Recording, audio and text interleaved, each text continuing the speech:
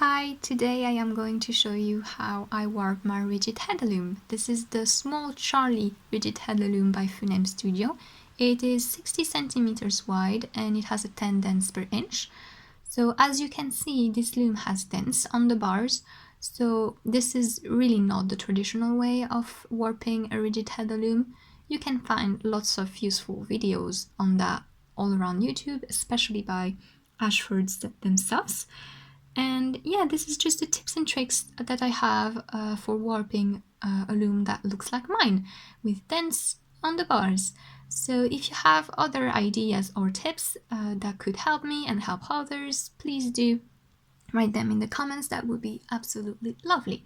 So yes, let's start. So the first thing that you need to do is to set up depending on how long you need your warp to be.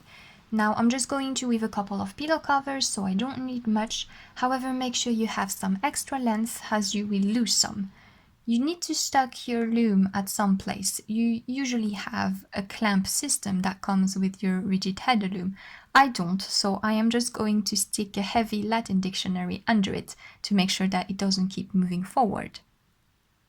I am turning down the warp bar at that side of the loom so that the notches don't catch the threads while I'm warping it. At the other end of the table, I am going to put a warping peg. Now it's really just a T-shape piece of wood or plastic that you have to secure at the end of the table. Start warping your loom, attach the thread to the bar. Then, using your reed hook, pass the loop through the vertical dent that's facing the notch where you made the first knot. Take that loop and pass it over the warping peg at the other end of the table.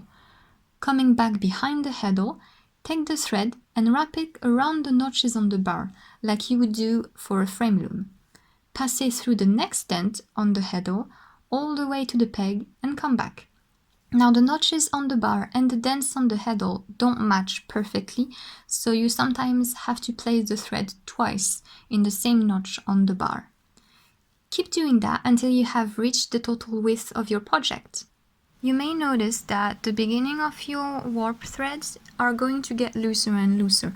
Don't worry, this will be fixable later. You just have to make sure that it's not too big of a difference.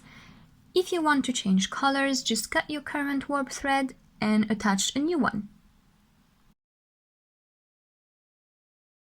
Once you finish that, it's time to roll the warp on the bar. It's not super easy if you're alone, but you just have to go slowly. You can help yourself by leaving the thread on the warping peg and slowly rolling the bar and making your loom advance towards the warping peg. Now I had to film that a second time, so just ignore that some of the warp is already separated.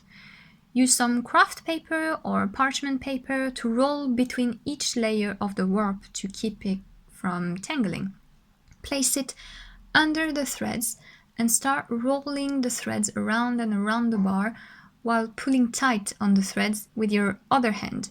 You just have to make sure that you are rolling it evenly, so maintain the same tension everywhere. Make sure that you will have enough thread to tie it around the other bar of the loom and secure the warp bar in place. This is how your warp bar should look like now. All the length is rolled onto it and the threads go 2 by 2 into one dent of the heddle. Now it's time to look at the other side of the loom.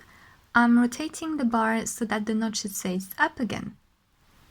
And we are going to thread the heddle. Take the first couple of warp threads and pick one. It doesn't matter which one you pick as long as they are the same color. Take it off the dent and pass it over the heddle, like so. If you are like me and you hate threading needles, this is the tedious part. You need to pass that free thread into the little hole next to the dent where the previous mate is. Pick the hole to the right or to the left, it doesn't matter, as long as you will be consistent, and I am going for the right one.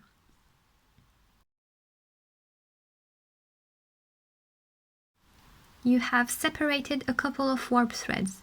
One is going through a dent, the other is going through a hole.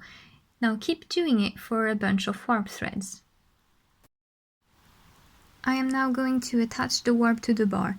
This is where you can adjust your tension, and I am doing this while my heddle is in the up position, so that I'm sure that it won't be too hard to lift it while I'm weaving. Take the couple of threads and tie a knot around the notch that matches the dent in the heddle. Again, they don't match perfectly, so you will have to make 2 knots in one position. My cotton is rather strong, so I'm pulling very tight on it, but don't overdo it, especially if you're using a wool that you fear might break. As you will keep threading the heddle and attaching the threads to the bar, you'll notice that the tension of these first pieces of warp will loosen a little bit. Well, just go back and tie the knot again until you have an even tension all around your warping area. And once you are done, you are ready to start weaving. I hope this video was helpful. Do ask me in the comments if things were unclear, and don't hesitate to give advice. Thank you so much for watching, have a lovely time, and I'll see you soon!